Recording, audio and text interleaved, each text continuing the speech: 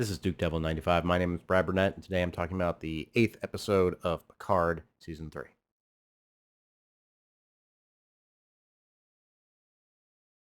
This episode is titled Surrender. First, I thought it was referring to the surrender of the Titan, but I think there's another meaning. Overall, I think this was an improvement over the last episode. Not that episode 7 was bad necessarily. It just wasn't as strong as some of the other ones. And I think I understand what some people are saying, that these two episodes, episode 7 or 8, are best watched back to back. There's a better flow, I think. But there's a lot of extraneous stuff in both episodes. I could probably tighten it up a little bit. This one, of course, picks up where we left off, with the Vadic taking control of the Titan. She's on the bridge and starting to lock down the ship. She's disabling communications, she's turning off lights, and sealing off sections. Members of the crew elsewhere on the ship are getting hunted down and killed by the changelings. Shaw, Seven, and the rest of the bridge crew can hear the screams of the crew as they're being killed over the comm system, and Vadic is doing what Vadic does. She's acting weird and maniacal. She's sort of dancing around, waving her hands, almost like she's conducting an orchestra of screams. Again, she's doing the over-the-top villain thing. Just like I've said before, it's very similar to what her father did as General Chang in Undiscovered Country. It works, I think, in a limited sense. Now it's just gone on too long. We understand what Vadic's trauma is and everything, being tortured, and how she comes to be the bad guy, be the villain.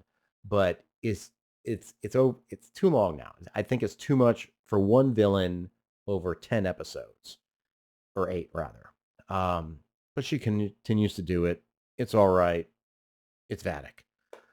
She orders a team to track down Jack and then communicates throughout the ship, telling Jack to come to the crew. Otherwise, she's going to begin executing a person on the bridge crew every 10 minutes that she has to wait for Jack. Now down in sickbay, we have Picard, Beverly, Jack, and Sydney. During this time, Jack has suddenly figured out he has a new ability, a new power. I've said it before. I don't like necessarily what they're doing with Jack's powers and abilities. It seems, again, that it's a little too X-Men. They're getting the wrong Patrick Stewart character here.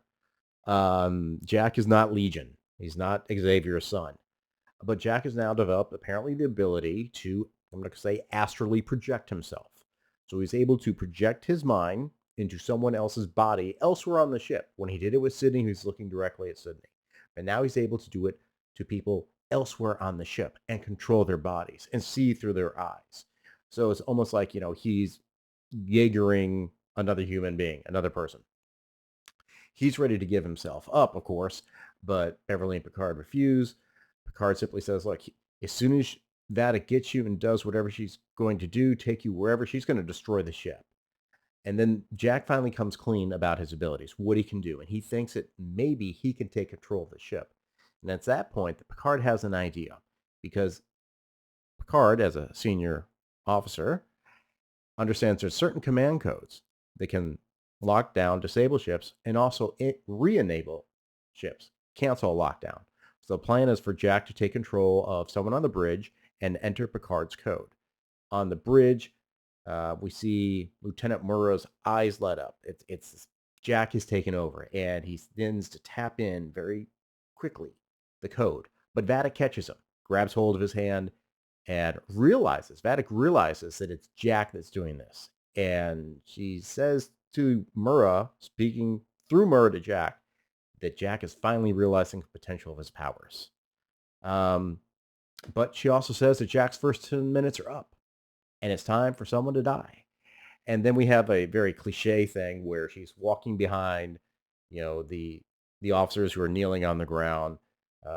She tells Esmer, state your name, rank, serial number, all that stuff. She tells Murrah, tell me someone you love. So she's trying to make this very personal to Jack. And then she points the phaser at Ensign Esmer, and then suddenly turns it and kills Lieutenant Tavine out of nowhere. And she says, Jack, you have to come to the bridge now. Otherwise, I'm going to keep killing bridge crew members until you come up here. Now, while this is going on the Titan, we see what's happening on the Shrike, and we finally have Riker and Troy back. They weren't there last episode like you would have thought they would have been, given the conclusion episode 6, but now we have a lot of Riker and Troy. And I think this is one of the things that I think is one of the areas that I think is really well done. The interaction between Riker and Troy. Frakes and Marina Sirtis have always had good chemistry with each other. They've played off well to each other. Back in the old TNG days, that I think it was. I think I remember reading once where they said they would, try to flirt with each other, keep the romance alive, even though they weren't supposed to be romantic. They would always just keep it there so that people could see that there's still something going on. And it works well. You can see again here that they have good chemistry, and there's a lot of good things we learn in these scenes on the Shrike. And when we first see them, Troy's wiping blood off Riker's face, and she mentions she can feel how much he's changed, and he talked about his experiences on the Titan, how that's changed him, and how much he's missed her. And then he says something about it's at least I have one more chance to give you some of the old Riker charm, which it's Will Riker being Will Riker. Frakes knows how to do it. He does it so well. And then Troy, this is weird to me. Troy mentions that the changeling who came to impersonate him also was very charming, and Riker's like, oh really charming, and then Troy says, good in bed, bad at pizza. Now Riker laughs. So it sounds just like me, and I really hope it's a joke. I hope she's joking, because she also says I could tell instantly they were changelings. So did she actually sleep with the changeling? That's a commitment to the role. That I really don't think Deanna would do that. So I'm gonna go with the fact she's joking about this.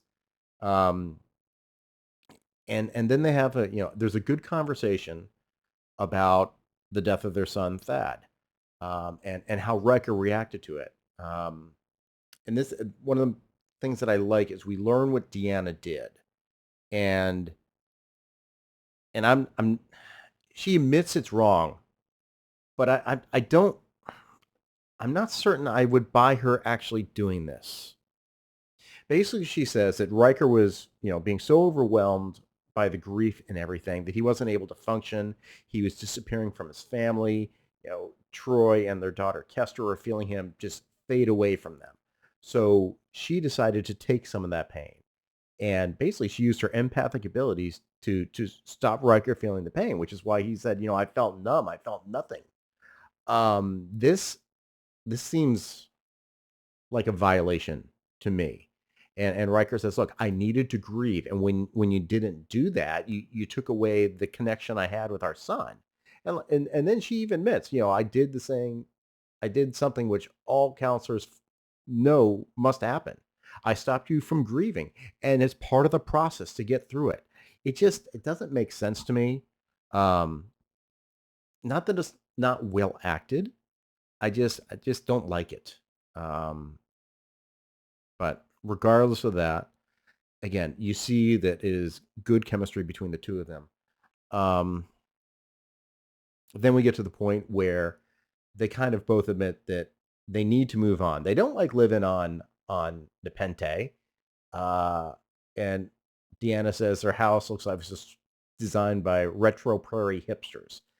Again, I don't think they'd be using the word hipster in 25th century. I think that's a 21st century insert by the writers.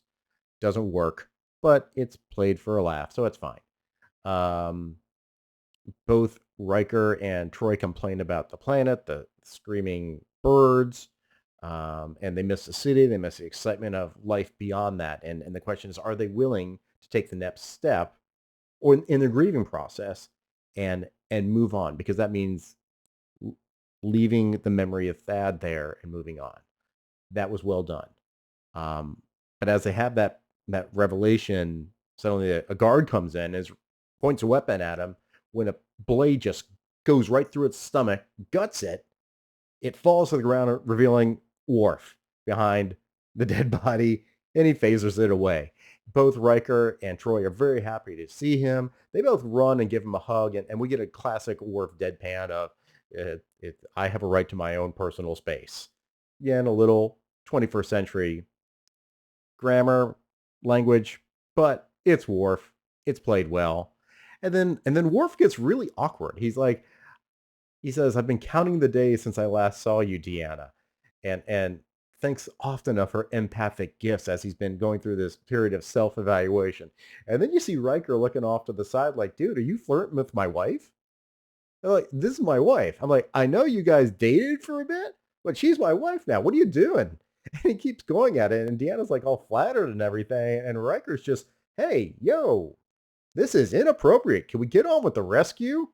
So it's a light moment in what should be a very tense scene. But it's good playful interaction between three characters who always play well off each other.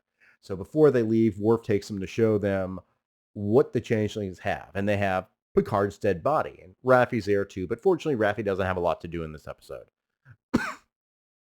So we learned that the changelings have removed sections of Picard's parietal lobe, which was infected by the aromatic syndrome. So again, this whole thing with Picard's illness and going to Jack is a major thing in this whole story. What does it mean?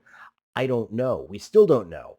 We're 8 episodes in, and we still are in the giant mystery boxes. Again, something I'm not liking about this. We need some answers. But we now know what the changelings wanted the body for. Unfortunately, Riker and Troy's escape is discovered, so it's time for them to get back, get off the ship, and they get to what appears to be a cloaked Federation shuttle. Where they got coke from, I don't know. The only one I knew that we saw in the show so far was the Bounty. Was it transferred at some point from the Titan to the shuttlecraft? I don't know. Whatever it is, they now have it, and they're getting off the ship and getting away. Picard, Beverly, Jack, and Sydney go down to engineering and meet up with Geordi, who's continuing to try to reach the data personality in the android body. Picard says, "We need to take control of the ship. We need the android functioning and doing that." Geordi's concerned about that because it's not just data in the body, it's lore as well. And Picard remembers there's a partition that separates the two personalities. What if we were to lower that partition and Data was able to erase the lore personality?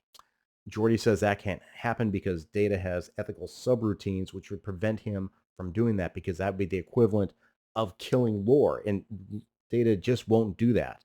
He's concerned that Data won't be able to stand up to the strength of lore's personality. Regardless, Geordi realizes that they don't have a choice, and he goes to lower the memory partition between Data and lore. And at that point, Jack says, "I'm going to go buy you guys some time while you do this," and he runs off. Now we go to what I'm going to call the mindscape of the android body, where the Data and lore personalities are. And this is one of the other scenes in the show that I really like, the Data and lore scenes. We know that Brent Spiner's just acting to no one at this point. He's imagining the conversation he's having because he's having it with himself, basically. And Brent Spiner has always nailed Data well from the beginning. He's known the character. He's been playing the character for over almost 40 years. So he understands the Data character, the alien of the group, so to speak. The kind of the Spock of the Next Generation. Spock was the emotionless being, surrounded by emotional beings.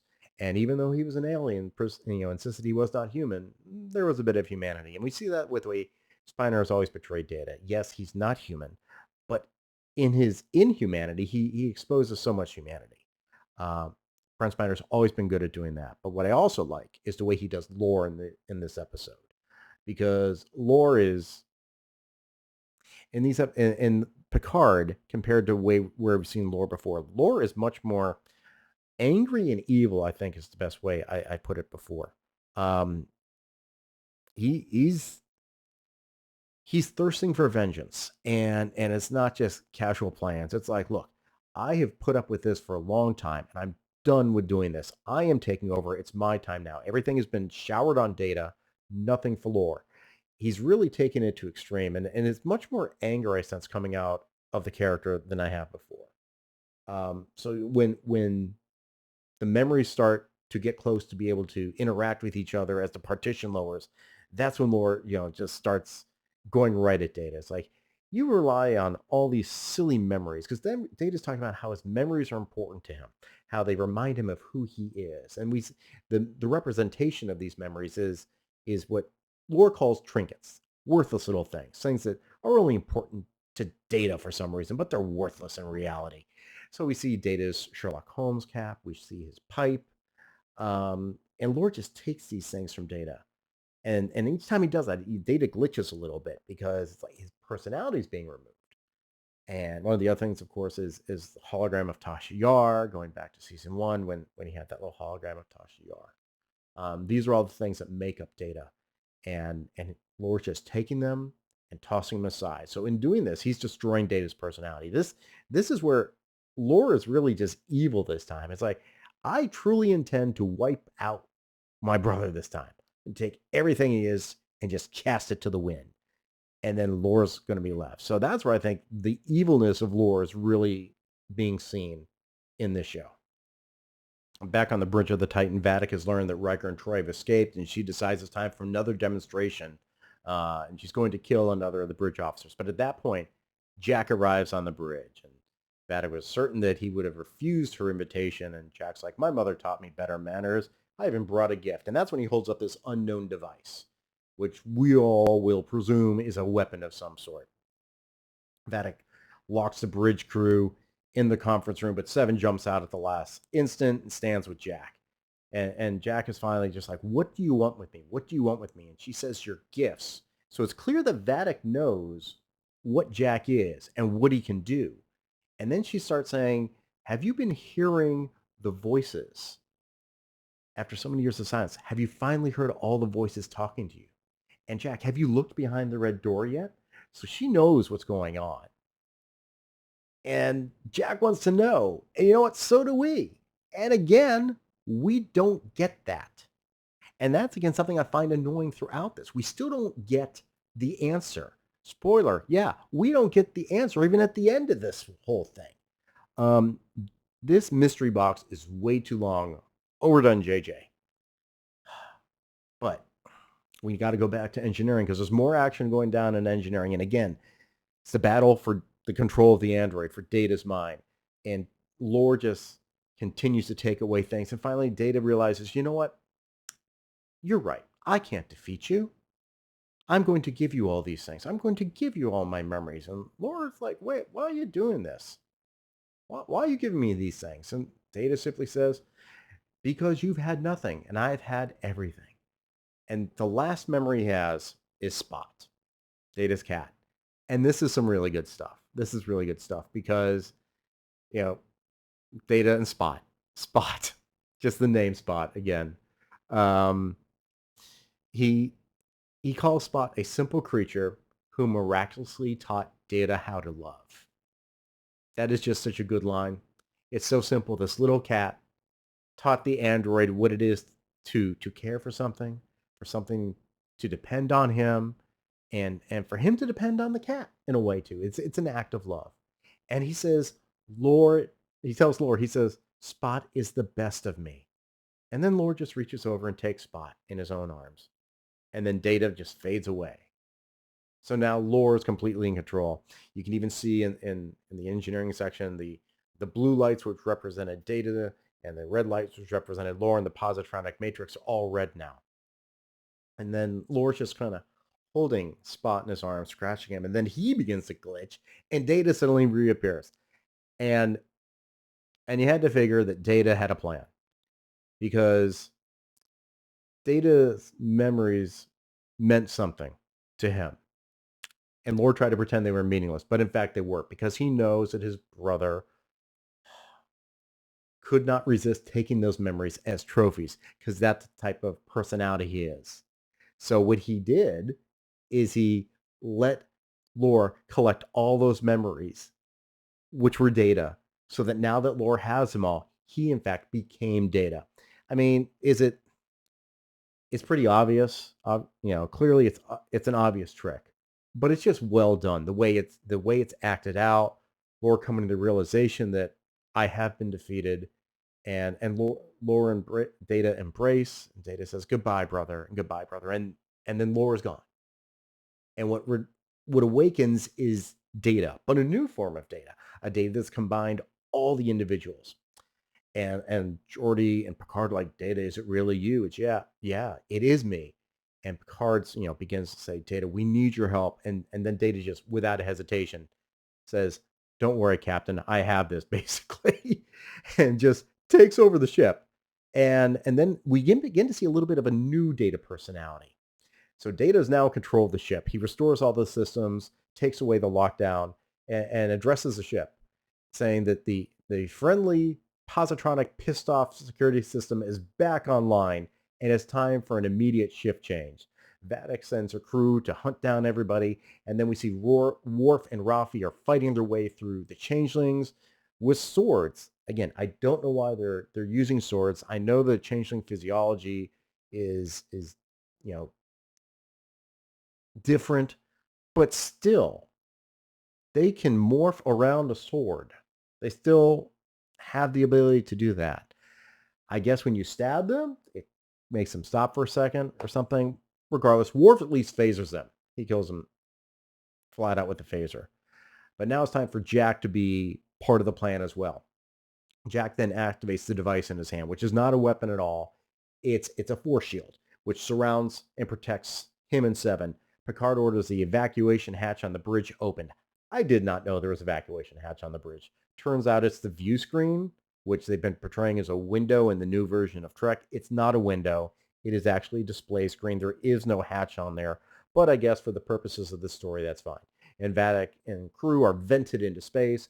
Vadic begins to freeze up in the vacuum of space, presumably because her physiology is not pure changeling anymore, so she can be affected by the coldness of space.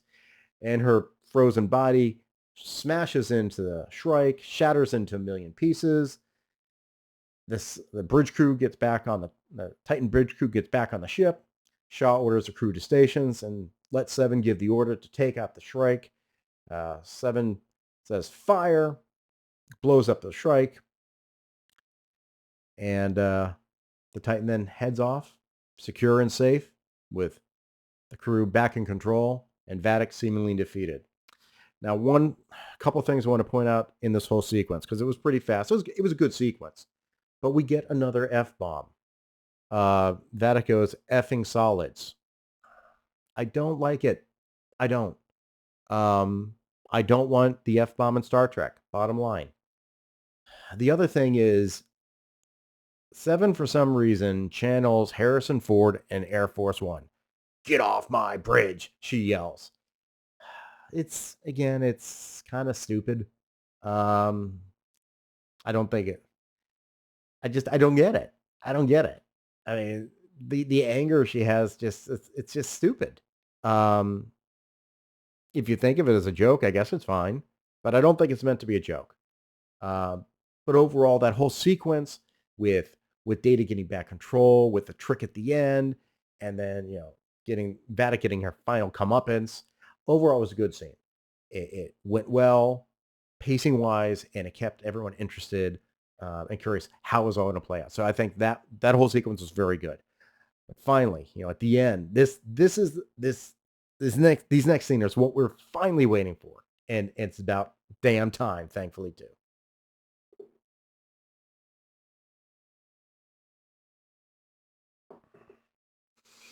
Okay, so we finally get the scene we've been waiting for this whole time. 2 seasons of Picard, 8 episodes, and all we needed as Next Generation fans, as Star Trek fans, was to see the crew of the Enterprise D, around a conference room table. That's it. Just waiting for that. And it was just, I legitimately felt emotional just seeing that for some reason. Maybe it's just all the memories and everything. Just, that's all we wanted. It's like the simplest solution, try all these different ways of making characters interesting and different, the way they're seen and exploring backgrounds. We just want the crew together. That's all we want. It's that simple. Terry Metalis knew it. He knew it. He knew exactly what we wanted. And he's a fan. He's a fan. And we got it. And it was just, did it take a little longer? Yeah, but it still was a sweet moment. And, Data, the new Data is introduced. And he says, there's still enough of me in there, but I hope I can be the same person you remember me to be. There's some nice friendship scenes with Data and Geordi, and the interaction is the same as it always was. You can even hear the way LeVar Burton sounds different when he's talking with Brent Spiner as Data. Just the timbre of his voice is different. Um, it's literally like watching 30 years ago. And they're all sitting around the conference room together. Beverly's just happy to see everyone again. Jory's like, we should have done this a long time ago. Beverly and Deanna reconnect. And of course, Worf says, I too agree that it is good to be here. I've missed you all. And many times I've thought about, sending you the head of my conquered victims, but was told that was passive aggressive. It's just another great Worf line. Um, and Picard says, I'm glad you're all here because I need your help. The changelings have taken over Starfleet. We're hours away from Frontier Day. They're going to enact their plan, and we don't know what it is. And then Deanna basically says, when I came on the Titan, I felt a darkness, and it's a darkness around Jack. It's not that Jack is darkness. It's something around him is dark. She doesn't know what it is, but it all relates to Jack. Everyone knows it. So Deanna and Jack go to have a session together, and she says, we don't have time to do this the way I normally would. We're just basically just like, I'm going to have to speak to your mind. So they do the Betazoid version of a mind meld, I guess. And we see Jack and Deanna standing in the hallway together and the red door at the end. And, Jack finally goes to open that red door. He puts his hand out, grabs hold of the doorknob, and cut! Because let's not solve the mystery yet. Yes, I know this is supposed to be a whole mystery throughout the entire season, but just come on. We need some answers here. Guess we're going to have to wait one more episode. I understand from some of the people who've seen the full show that we will get the answer in episode 9. I've also heard that it may not be. It's either going to be like, of course, or like, that's all. That's at least, I think it was Dave Cullen who said that. So I've also heard that none of the fan theories are quite right. My thought, honestly, on what is going on with Jack is, so we didn't know that Picard had aromatic syndrome until the last episode of Next Generation, All Good Things. He went in the mind to the future, and then he learned he had aromatic syndrome, and then Beverly checked him back in the present, and yeah, he did. I wonder if that has something to do with when he was assimilated by the Borg. If somehow the assimilation process caused the aromatic syndrome in the parietal lobe, because that's what the changelings took a sample of. They took a sample of the parietal lobe. And the way Jack displays his abilities are kind of like he's able to network with people, the same way the Borg Queen networked with everybody. Able to control their actions, see through their eyes. Again, they say the fan theories have been wrong. I feel like the Locutus Borg connection is an obvious theory. So is that the wrong one? I don't know. But it all seems to relate that way to me. I just don't know what the red door is. Again, overall, this was a solid episode. The conference room, yeah, I got emotional. The other thing that got me emotional was there's a scene after they've blown up the Shrike where you see the Titan just coming into view, and you hear the Star Trek fanfare. And it's a callback to seeing the refit Enterprise. I think the motion picture when it just slowly flies by. It's just, again, it's one of those member berries that just hits right. And yes, I know there's a lot of member berries in this whole season. And I don't frickin' care because I got a Star Trek I like again. I think a lot of us have. We've been missing it for so long. And to just have it come back, like I said, at one point, Star Trek fans have felt like they've been walking in a desert. True Star Trek fans, when it ended in 2005. Original prime Star Trek. Not any JJ Trek, not Kurtzman Trek.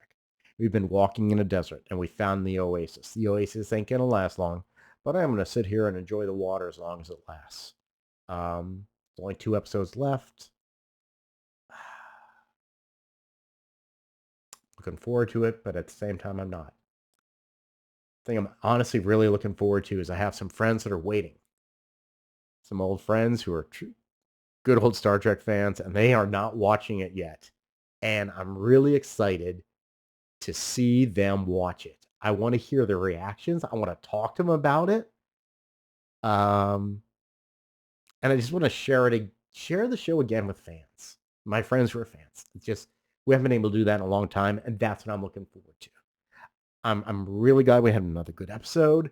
I'm hoping the last 2 are just as good. I hear it. We're all going to be happy. I don't know that we're going to get anything again. Yeah, there's going to be a Star Trek Academy, Starfleet Academy. Not looking forward to it from what I've heard. The possibility of Star Trek Legacy is out there. I don't know if it's going to happen. Always have hope. Questions, comments, witticisms down below. Click like, click subscribe, click share. I'll see you later.